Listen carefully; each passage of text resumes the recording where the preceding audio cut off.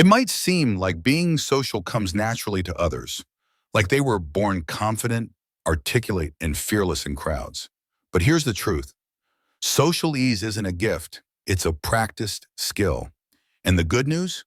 You already have everything you need to get good at it. What many people mistake as social anxiety is a brilliant evolutionary design, a feature, not a flaw. Social anxiety, a signal, not a problem. Social anxiety isn't a sign that you're broken. It's your brain's ancient survival system doing exactly what it was designed to do. For millions of years, being accepted by a group meant survival, food, protection, connection.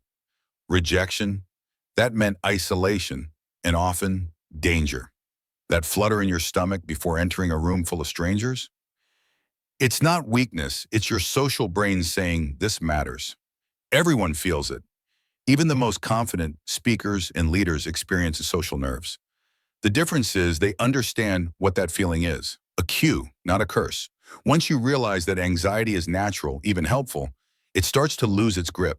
Instead of fearing it, you start to work with it. That's when things get easier. Social skills are muscles. Train them. You don't expect to walk into a gym and bench press 300 pounds on day one. The same goes for social interaction. Social ease comes from repeated small efforts. These skills grow the same way physical muscles do, through reps and consistent use. Micro skills like maintaining eye contact, asking thoughtful questions, or offering a small story about yourself are the reps of social fitness. Each one builds real physical pathways in your brain that make future interactions easier. Don't aim to become a social butterfly overnight. Start with 5-minute conversations, smile at a stranger, or ask someone how their weekend was. These are low-stakes opportunities to build strength. And like muscles, social skills grow stronger the more you use them. Listen more. The 70-30 rule. One of the fastest ways to become great at socializing is to talk less. Let others speak 70% of the time, and you'll instantly become more likable and memorable. Why? Because when people talk about themselves, their brains release dopamine. It feels rewarding. But listening isn't just about being quiet, it's active. Pay attention to tone, energy, body language, and the emotions behind the words. People will feel seen and heard, something deeply rare today. And when you listen well, people naturally want to keep talking to you. Curiosity is a superpower. People aren't boring, only questions are. When you're genuinely curious, social interaction becomes exploration. Instead of asking, how was your day? Try, what was the most interesting part of your day? That small shift creates rich, engaging conversation. Curiosity also shifts your focus away from yourself, which is key to dissolving social anxiety. When you're focused on discovering something about others, your brain doesn't have time to obsess over how you're coming across. You become fascinated instead of self-conscious. Every person has 3 versions of themselves. Understanding people gets easier when you realize we all have 3 selves: who we think we are, who others think we are, and who we are. Social friction often comes from the gap between these versions, not from bad intent. If someone seems cold, shy, or standoffish, it might just be the version they're projecting. You're only seeing part of the picture.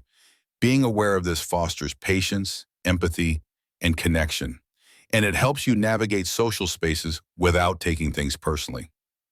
Questions create flow, memory deepens it. Want to be great at conversations? Use the question funnel. Start with broad questions, then narrow into deeper ones. Start with, what do you do? Then move to, what made you choose that path? And finally, Yeshta, what's been the biggest challenge or joy in it? This flow feels natural and opens up rich human stories. Pair that with memory techniques. When someone shares something important, visualize it in a memory house, a passion project in the kitchen, their pet in the hallway. When you recall those details later, it shows genuine care, and that forges deep bonds quickly. Match energy, not words. Great socializers don't dominate, they harmonize. The echo effect is about subtly matching someone's tone, energy, and pace. When done naturally, it signals safety and builds rapport. It's not mimicry, It's resonance. You're allowing the conversation to feel balanced and fluid. A calm speaker doesn't need a high-energy response. A fast talker doesn't want to feel like they're dragging you. Subtle physical mirroring, like leaning in slightly or smiling when they do, deepens trust without a word. Momentum mastery. You don't need to be perfect. You just need momentum. One short conversation a day builds far more confidence than one long social outing every few weeks. Say hello to your barista, ask a coworker about their weekend, compliment a stranger's shoes. These are low-pressure social push-ups. Keep your social engine warm and running. Like compound interest, small, consistent efforts create massive results. Conversation is a weave, not a line. Each sentence someone says contains threads you can pull on, topics that lead to new depths. Combine that with open loops, teasing an unfinished thought or story, and you create curiosity. It's like a conversational cliffhanger. For example, that reminds me of something wild that happened in Spain. Pause, later, return to it. This back and forth creates rhythm and keeps attention naturally. Context is the hidden layer of every interaction. Every social space, coffee shops, meetings, family dinners, has its own rules. Your job isn't to act the same everywhere, but to flow with the situation. This is social context navigation. You already do it instinctively. You don't act the same way around your boss as you do with your best friend. Becoming more aware of these shifts makes you smoother, more adaptive, and more relaxed in any group. Real connection happens in layers. You don't need hours to bond with someone, you just need progression. Move from surface talk to shared laughter to subtle vulnerability. Let the connection warm up, 1 degree at a time. The best bonds are built through shared action. Walking, creating, solving a problem together. Words help, but experience solidifies trust. Groups have patterns. Learn to read them. In group settings, energy moves like a river. Some people steer it, others moderate it, some stabilize.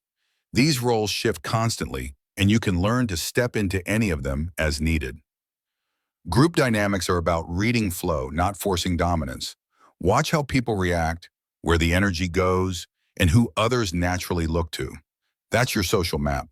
Learn to navigate it fluidly, and you'll fit into any group, anywhere. Trust comes from vulnerability, not perfection. People connect with your humanity, not your highlight reel. Strategic vulnerability, admitting small fears, doubts, or mistakes, builds trust faster than perfect confidence. Try.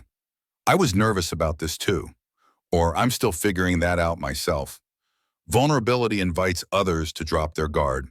It signals safety, and it turns superficial interaction into authentic connection. Identity lag and the self-image gap. Becoming more social isn't just about learning new behaviors. It's about catching up with who you've already become. This is where identity lag shows up. Identity lag is when your self-image still sees you as the shy kid, the outsider, or the person who always struggled socially, even though your actions are proving otherwise. It's the gap between who you were and who you're becoming. Here's the truth. Identity always updates slower than behavior. You might start a conversation and feel a flicker of discomfort. Not because you're doing it wrong, Brittine, but because your brain hasn't yet realized that you're someone who can do this now. The key is repetition and reflection. Every time you act socially, take a moment to notice it. You held eye contact. You asked a great question.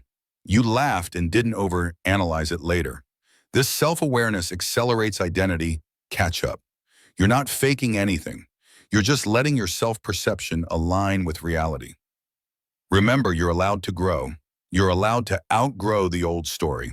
You don't need to be born social. You just need to stop holding yourself hostage to an outdated image. The new version of you is already here. Your only job is to believe it. Final thought. Social ease is your birthright. Being social isn't about being extroverted, witty, or fearless. It's about understanding your brain, training your skills, and practicing consistently. Every person you admire for their social confidence once stood where you are. Social ease isn't rare, it's learnable, it's natural, and most importantly, it's already inside you. If this helped you, don't forget to like, subscribe, and drop a comment below. What part of becoming social surprised you the most? We'd love to hear your thoughts.